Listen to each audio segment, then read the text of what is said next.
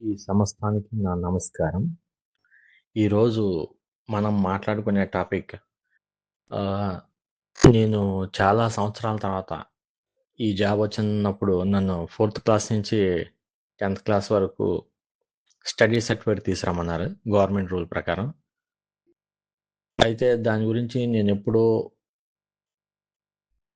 చిన్నప్పుడు 4వ తరగతి చదువుకున్న స్కూల్ దగ్గరికెళ్ళి అక్కడికెళ్ళి అడిగితే అసలు అప్పటికే స్కూల్ మారిపోయింది. ఆ స్కూలు హెచ్ఎం గారు నేను ఎవరి దగ్గర చదివిన వాళ్ళందరూ ఎవరూ లేరు. కాపోతే వాళ్ళ అబ్బాయి మాత్రమే ఉన్నాడు. అప్పట్లో ఉన్నటువంటి హెచ్ఎం గారి అబ్బాయి. ఆయన ఆయన హెచ్ఎం అయ్యారు ఇప్పుడు. ఆయన దగ్గరికెళ్ళి, "అన్నయ్య నేను పలానా సంవత్సరం ఈ స్కూల్‌లో చదువుకున్నాను. అప్పటి నుంచి ఇప్పటి వరకు. నాకు స్టడీ సర్టిఫికేట్ కావాలన్నయ్య" అంటే అతను చూసి, బాబు నువ్వెవరో అయితే నాకైతే గుర్తులేదు గానీ, కానీ నీ మాట వింటంటే ఈ మాట నేను విన్నట్టు నాకు గుర్తుంది. దాన్ని బట్టి నేను నిన్ను గుర్తుపడుతున్నాను" అని చెప్పి నాకప్పుడు స్టడీ సర్టిఫికేట్ ఇచ్చారండి. అలాగే ఇంకో సందర్భంలో నాతో పాటు హైదరాబాద్‌లో పనిచేసే ఒక కొలీగ్ ఒక అమ్మాయి చాలా రోజుల తర్వాత సడెన్‌గా రోడ్డు మీద కనిపిస్తే నేనెళ్ళి పలకరించాను. మేడం గారు బాగున్నారా అని. ఆవిడ 2 నిమిషాలు ఆలోచించి, సార్ నేను మీరు నవ్వే విధానం చూసి, మీ మాట చూసి గుర్తుపడుతున్నానండి. నాకైతే మీరు గుర్తు రాలేదు అసలు చాలా సేపు అని చెప్పి తను చెప్పినప్పుడు నేను చాలా ఆశ్చర్యపోయాను. అంటే ప్రతి వ్యక్తికి కూడా మనం గుర్తుండేది మన రూపం గుర్తుండదు. రూపం గుర్తున్నా ఆ రూపం ఎప్పటికీ ఉండదు. కాబట్టి అది తీసేద్దాం. సో, ఎదుటి వ్యక్తికి అసలు గుర్తుండేది ఒక మాట, మన వాయిస్, మనం మాట్లాడే విధానం అని నాకు క్లారిటీగా అర్థమైంది. అసలు అటువంటి మాట అసలు మాటే మనిషికి సొంతం. అదే మనిషికి వైభోగం అన్నది నాకు పూర్తిగా తెలిసింది అప్పుడు. ఇప్పుడు అదే మాటని మనం చాలామంది మాట్లాడతాం. మనకు తెలియకుండానే మాట్లాడతాం. అసలు ఆ దేవుడు మనకేమిచ్చాడు అని తెలుసుకోకుండానే అంటే ఇప్పుడు దేవుడు మనకి ఇంతటి అద్భుతమైన శరీరాన్ని ఇచ్చాడు. అసలు ఇది ఎవడో గుర్తించేవాళ్ళు చాలా తక్కువ. కళ్ళు ఇచ్చాడు. వాటినే సరిగా ఉపయోగించం. ఏది పడితే అది చూస్తాం. ఎవరిని ఎలా చూడాలో తెలియక ఎట్లా పడితే అట్లా వంకరగా చూస్తాం. అలాగే చేతులు ఇచ్చాడు. మంచి పనులు చేయమని. దాన్ని ఉపయోగించం. కాళ్ళు ఇచ్చాడు. మంచి దారిలో నడవరా అని. అది చెయ్యవు. ఇంత మంచి అద్భుతమైన మెదడిచ్చాడు. దాన్నే ఉపయోగించడం తెలియదు నీకు సరిగ్గా. అసలు ఇన్ని అద్భుతమైనటువంటి శక్తులిచ్చాడు నీకు. అసలు ముందు నీ దగ్గర ఇన్ని శక్తులున్నాయన్న విషయాన్ని కూడా నువ్వు గమనించలేకపోతున్నావు. వీటన్నిటిలోకి మనతో పాటు ప్రకృతిలో పెరుగుతున్నటువంటి ఇన్ని జీవరాశులకి శబ్దం చేయడం తెలుసు. కానీ ఆ శబ్దాన్ని ఒక భాషగా, ఒక వ్యక్తీకరణగా చేయటం అవి తెలుసుకోలేకపోయినాయి. ఇన్ని వేల సంవత్సరాల పరిణామంలో కూడా. కానీ మనిషి మాత్రమే మన తాత తండ్రులు, ముత్తాతల నుంచి కూడా వాళ్ళు ఎంతో కష్టపడి, ఎంతో తెలివితేటలతో, ఎంతో ప్రజ్ఞతో ఒక మాటని, ఒక విధానాన్ని సృష్టించారు. అటువంటి సుందరమైన భాషను కూడా నువ్వు తెలుసుకోలేవు. ఆ మాటకున్నటువంటి అద్భుతాన్ని నువ్వు గుర్తుపెట్టుకోలేకపోతున్నావు కాబట్టి ఎట్లా పడితే అట్లా మాట్లాడుతున్నావు నువ్వు. అసలు ఇప్పుడు నీ స్థితికి కారణం నీ మాటే. మనం చిన్నప్పటి నుంచి మాట్లాడిన మాటలే మనం ఒక్కొక్క ఇటుకరాయి పేరుస్తూ, పేరుస్తూ, పేరుస్తూ ఇప్పుడు ప్రెజెంట్ ఈ రోజుకి నువ్వు ఏ స్థితిలో ఉన్నావో, ఎలాంటి ఉన్నతికి వెళ్ళావో వాటిలన్నిటికీ కారణం నీ మాటే. నువ్వు మాట్లాడిన మాటలే నిన్ను కోటలు కట్టేలాగా చేశాయి. ఆ కోటలో నిన్ను రాజుగా నిలబెట్టాయి. సో, ఇప్పుడు అటువంటి మాటని ఇప్పుడు మనకి ఒక గొప్ప అధికారి ఉంటారు. ఆయన మాట్లాడతాడు. ఒక తాగినోడు మాట్లాడతాడు. అలాగే మన ప్రవచనకర్తలు మాట్లాడతారు. ఈళ్ళందరూ మాట్లాడేది మాటే. కానీ ఒక్కొక్కళ్ళు మాట్లాడే దానిలో ఎవడు మాట్లాడితే ఒక మాటకి కోహెరెన్స్ అంటే ఒక అద్భుతమైన అమరిక ఉంటదో ఆడు మాట్లాడుతుంటే ఎంతో ఇనాలనిపిస్తది అందరికీ కూడా.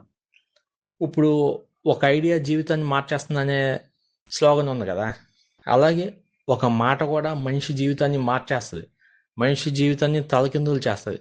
ఉన్న పరిస్థితుల్ని తారుమారు చేస్తుంది. అటువంటి మాట గురించి ఇవాళ మనం మాట్లాడుకుందాం. ఇప్పుడు నువ్వు మాట్లాడే విధానాన్ని బట్టి అవతల ఉన్న వ్యక్తి నీకు సరెండర్ అయిపోవాలా లేదా అన్నది కూడా డిసైడ్ అయిపోతుంది. నువ్వు అద్భుతంగా మాట్లాడితే ఒక ప్రేమ, ఒక వాత్సల్యం నీ మాటలో కనిపిస్తే వెంటనే సరెండర్ అయిపోతాడు. ఇప్పుడు ఒక విషయాన్ని ఒక అతనితో చేపించుకోవాలి అంటే ఒక పనిని అతనికి ఎలా చెప్తే అర్థమవుతుందో, అతను ఎలా కన్వే చేస్తే అతను కన్విన్స్ అవుతాడో ఆ విధంగా నువ్వు మాట్లాడితే కంపల్సరీ పని జరుగుద్ది. ఇప్పుడు నేను ఇన్ని మాట్లాడుతూ ఉంటాను.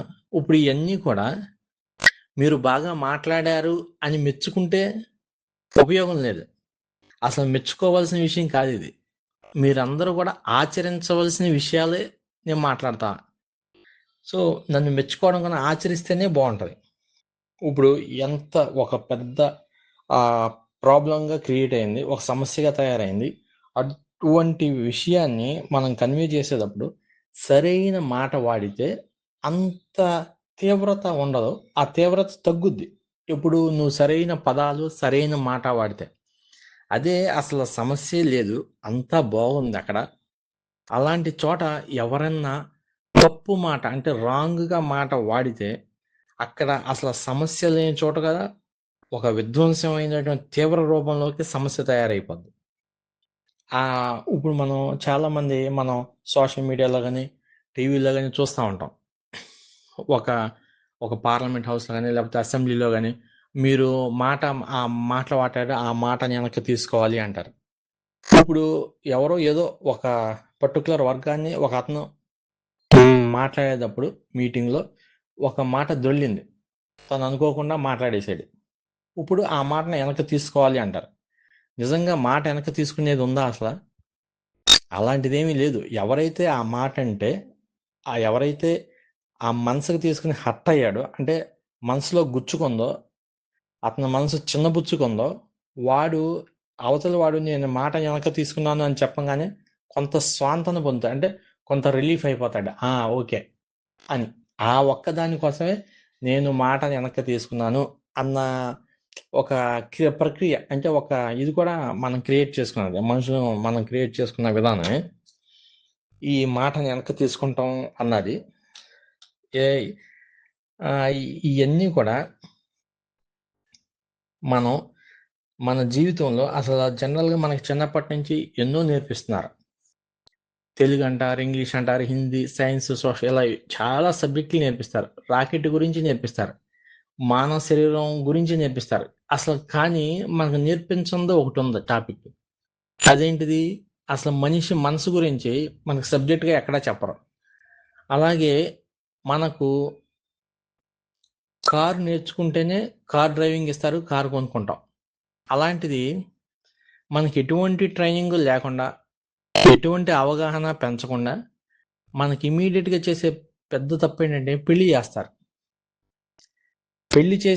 పెళ్లి కారు నడపనోడికి కారు ఇస్తే ఆడు అటు ఇటు గుద్దుకుని ఈడేం చెప్తాడు? ఇప్పుడు గోడ అడ్డంగా ఉంది, నేనెట్ట వెళ్తాను కారులో అంటాడు.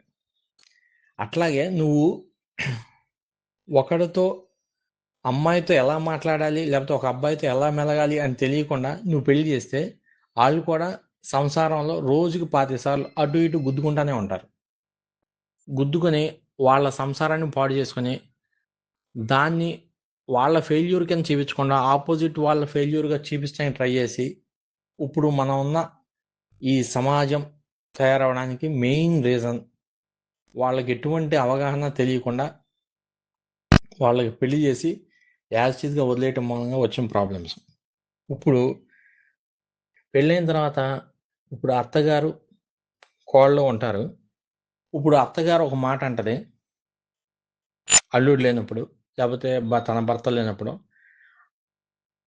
ఇప్పుడు అది రాత్రికి వచ్చిన తర్వాత రాత్రి నిద్ర లేకుండా చేస్తుంది ఇంట్లో వాళ్ళందరికి కూడా. ఇప్పుడు ఇంత అయిన తర్వాత ఏం జరిగిందమ్మా అంటే, నేనేమన్నానరా, ఆ ఒక్క మాటేగా అన్నది, అసలు నేనేం అనలేదురా అంటది. కానీ ఆ ఒక్క మాట మాట్లాడినప్పుడు నీ ఎక్స్ప్రెషన్ ఎలా ఉంది అసలు?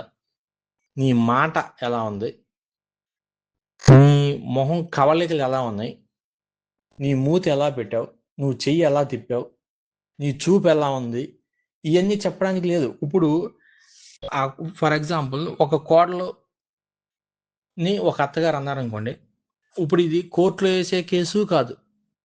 పోనీ అలా కాదని పోనీ అవతల వాళ్ళు కోడల్లో నిరూపించలేదు. అత్తగారు అంద ఒక మాటే, ఆ మాటని చెప్పగలిగింది కానీ తను ఏ విధంగా ముఖ కవళికలు పెట్టి అందో అన్న విషయాన్ని ప్రూవ్ చేయలేదు. ఇక్కడ ప్రూవ్ చేయలేకపోవడానికి ఎవడైతే మాట అంటాడో ఆడు ఎరుకలో ఉండడు. అసలు ఈ మాటకు మూలం ఆలోచనలోంచి మాట వచ్చింది. నీ ఆలోచన నెగిటివ్గా ఉంది కాబట్టి ఆ నెగిటివ్ మాట బయటకు వచ్చింది. ఆ నెగిటివ్ మాట బయటకు వచ్చేటప్పుడు నీ ముఖం ఎక్స్ప్రెషన్ కూడా అలాగే ఉంది. దాని మూలంగా అవతలోడు ఆ మాటే కాకుండా నీ మొత్తంగా ఉన్నటువంటి ఎక్స్ప్రెషన్ మొత్తాన్ని తీసుకుని మనసుకి చిన్నపుచ్చుకున్నాడు. ఇప్పుడు ఇంట్లో సమస్య తయారైంది. నేనేమన్నా అంటే అసలు మాట్లాడేటప్పుడు న్యూట్రల్గా మాట్లాడడం నేర్చుకోవాలి. అంటే ఎటువంటి ఎక్స్ప్రెషన్ ఇవ్వకూడదు. నీకు ఏదైనా విషయం మీద ఇంట్రెస్టే తప్ప ఆ వ్యక్తి మాట్లాడే వ్యక్తి మీద నీకు ఎటువంటి ఇంట్రెస్ట్ ఏమీ లేదు. ఏదైనా చెప్పాలనుకుంటే చెప్పడమే. కొంతమంది దుర్మార్గులు, మూర్ఖులు ఉంటారు. వాళ్ళతో మాట్లాడడం మనకు అయ్యే పని కాదు. అట్లా అని చెప్పి వాళ్ళతో ఉండొద్దు అంటే ఉండలేం. సో ఉండలేం కాబట్టి అట్లాంటి వాళ్ళతో నేను కూడా ఉన్నాను. మనకు సింపుల్గా ఆయన ఏదో తిట్టడం, అరవడం కన్నా మనకు కుదరదండి, మీరు నేను కలిసి ఉంటాం, ఇది అయ్యే పని కాదు అని చెప్పి సింపుల్గా బయటికి రావచ్చు. ఇప్పుడు నేను ఏకాంతంగానే ఉంటాను. నాకు కూడా మనుషులతో ఉండటం ఇష్టం ఉండదు. అయినా ఏ మనుషులతో నాకు పేచీ ఏం లేదు. ఎందుకు? నా మాటని ఎట్లా వాడాలి ఏంటి అన్న ఎరుకలోనే ఉంటా. ఇప్పుడు కొంతమంది మాట్లాడడం రాక అడుగడుగున అందరితో గొడవలు పెట్టుకుంటూనే ఉంటారు. ఇప్పుడు కుటుంబాలు బాగుండాలి అంటే నేను చెప్పేది ఏంటంటే ఎక్కువ మాట్లాడుకోవద్దు, అసలు ఎక్కువ ఒకరినొకరు చూసుకోవద్దు. అలా ఉంటేనే మన కుటుంబాలు బాగుంటాయి. ఇప్పుడు నీకు మాట్లాడడం రాదని చెప్పేసావు అనుకో, కొంతమంది మాట్లాడేటప్పుడు పెడసరంగా మాట్లాడతారు. అంటే స్వరంలో కొంచెం తేడా చేసి చెడు అర్థం వచ్చేలాగా మాట్లాడతారు పెడసరంగా. అలా మాట్లాడడం వలన ఒరిజినల్గా వీటికి ఒపీనియన్ లేకపోవచ్చు, కానీ నువ్వు పెడసరంగా మాట్లాడడం వలన అవతల వ్యక్తి దాన్ని తప్పుగా తీసుకొని ఇప్పుడు నీ గురించి నెగిటివ్ అనుకుంటాడు, మొత్తం గొడవ స్టార్ట్ అవుద్ది. అలాంటప్పుడు నువ్వేం చేయాలి? నాకు మాట్లాడడం రాదు, నాకు ఎవరూ నేర్పలేదు అన్న విషయం ముందే చెప్పేసి నువ్వు ఏదైనా చెప్పాలి అనుకో, ఓ పేపర్ మీద రాసి అడిగిచ్చే. అప్పుడు ఈ ఎక్స్ప్రెషన్ ఏదైతే ఉందో అది ఎలిమినేట్ అయిపోద్ది. నువ్వేం చెప్పాలనుకో అదొక్కటే చెప్తావు. ఇప్పుడు చాలా సందర్భాల్లో నేను నా జీవితంలో చూసి, ఇంట్లో అన్నం కూర అన్నీ వండుతారు. అయితే వచ్చి తినేవాడు సరిగ్గా తినకుండా ఇది ఎవడు వండాడు, దీన్ని అసలు ఎట్లా వండారు, అసలు బయట తిన్నా బాగుండేది అన్న ఒక మాట అంటాడు. అసలు ఆ వండిన వాళ్ళకి ఇంత కష్టపడి అంటే వాళ్ళు ఎంతో సమయం వెచ్చించారు. అంత కష్టపడి వండిన వాళ్ళకి అసలు నువ్వు ఎలా ఉండాలి? ఆ వండిన దాన్ని ప్రసాదంలా స్వీకరించాలి. అట్లా ప్రసాదంలో స్వీకరించకుండా నీకు నచ్చలేదు అని చెప్పేసి బయటికి వెళ్ళిపోతావు, ఆ వండిన దాన్ని అక్కడ పారేసి. అది చాలా ఘోరంగా హర్ట్ అవుతాడు. భార్య ఎంత హర్ట్ అవుద్దంటే, తనకు అవకాశం ఉంటే ఆ నిమిషమే ఇల్లు వదిలి వెళ్ళిపోద్ది. అసలు ఆయన వదిలి వెళ్ళిపోద్ది, ఇల్లు సంగతి తర్వాత. అసలు అలాంటి వాళ్ళ దగ్గర ఉండదలుచుకోదు. అసలు ఏ మనిషి ఉండాలనుకోడు అట్లా. కానీ తనకు అవకాశం లేక ఆ మనసులో ఇట్లాంటి సంఘటనలు చాలా జరుగుతాయి మన జీవితాల్లో. ఈ జరిగిన సంఘటనలన్నీ కూడా ఒకటి నువ్వు మంచిగా మాట్లాడితే ఎట్లాగైతే నువ్వు సక్సెస్గా ఒక పెద్ద రాజ్యకోటను నిర్మించుకున్నావో, ఇలాంటి తప్పుడు మాటలు మాట్లాడినప్పుడు కూడా, తప్పుడు భావాలు ప్రకటించినప్పుడు కూడా అవి కూడా నిన్ను గొయ్యి తవ్వడానికి కిందకి తీసుకెళ్తా ఉంటాయి. నువ్వు ఒక తప్పు మాట మాట్లాడగానే కొంచెం బట్టి బయటకు వచ్చేస్తావు, కొంచెం కిందకి వెళ్తావు. అట్లా నువ్వు మాట్లాడినప్పుడు మొత్తం ఇలా గోతులోకి వెళ్తానే ఉంటావు కిందకి, భూమి లోపలికి. అలాగే మంచి మాట మాట్లాడితే అలా పైకి పెరుగుతా వెళ్తాం. ఇదే సింపుల్ ఎగ్జాంపుల్ మనకు అర్థం కావడానికి. ఇప్పుడు ఇవన్నీ మాట్లాడుకొని ఇప్పుడు ఆ అమ్మాయి ఏం చేస్తుంది, మొత్తం గ్రౌండ్ ప్రిపేర్ చేసుకుంటుంది. ఇప్పుడు నీతో యుద్ధం మొదలెట్టడానికి. ఒక్కసారిగా ఎవడో పెళ్ళైన రోజే విడిపోవడం, పెళ్ళైన రోజు విడిపోవడం అన్నది అసలు లేనే లేదు. కానీ ఇటువంటి నిష్ఠూరపు మాటలు, పెడసరం మాటలు, ఇటువంటి వ్యంగ్యంగా ఉన్నటువంటి చేష్టల మూలంగానే నెమ్మదిగా ఆ బంధం బీటులు ఇచ్చిపోయి అసలు ఒకరినొకరు చూసుకోవడానికే చిరాకు పడే అంత దూరం వెళ్ళిపోతాయి. నేను మాట్లాడేదంటే కూడా ఇప్పుడు ఆధ్యాత్మికత, ఆత్మజ్ఞానం, జ్ఞానోదయం, అసలు ఇవన్నీ చాలా దూరం. ఆ సబ్జెక్ట్ అంతా కూడా అర్థం చేసుకోవాలంటే అది కొంత డెప్త్ ఉన్న సబ్జెక్ట్. వాటికన్నా అసలు ముందు మాట, నీకిచ్చిన దేవుడిచ్చిన మాటని ఎట్లా వాడాలి, ఏం మాట్లాడాలి అన్నది తెలుసుకోకుండా, నోరును ఎలా ఉపయోగించాలో తెలియకుండా ఎట్లా పడితే అట్లా మాట్లాడడం మూలంగా అసలు నీ జీవితం అల్లకల్లోలం అయిపోద్ది. ఇప్పుడు నేనున్నాను, నాకు నా మనసులో ఎవరి మీద ద్వేషం లేదు, ఎవరిని నాశనం చేద్దామని లేదు, ఎవరిని వదిలించుకుందామని లేదు. కానీ నేను ఒక్కోసారి అరుస్తా. నేను అరుస్తూ అంటే అక్కడ కలపడం కోసమే అరుస్తా కానీ, లేకపోతే ఎదుట ఉన్న వ్యక్తికి అర్థం చేయించడం కోసం అరుస్తా కానీ, విడగొట్టడం కోసం అరవను, వదిలించుకోవడం కోసం అరవను, అవతల నాశనం అయిపోవాలని అరవను. నాకు అర్థమైంది ఏంటంటే, మన మనసులో ఆలోచనలు ఎటువంటిది ఉందో అవే మన మాట ద్వారా బయటకు వస్తాయి. అసలు మన చుట్టూ ఒక మ్యాగ్నెటిక్ పవర్ ఉంది.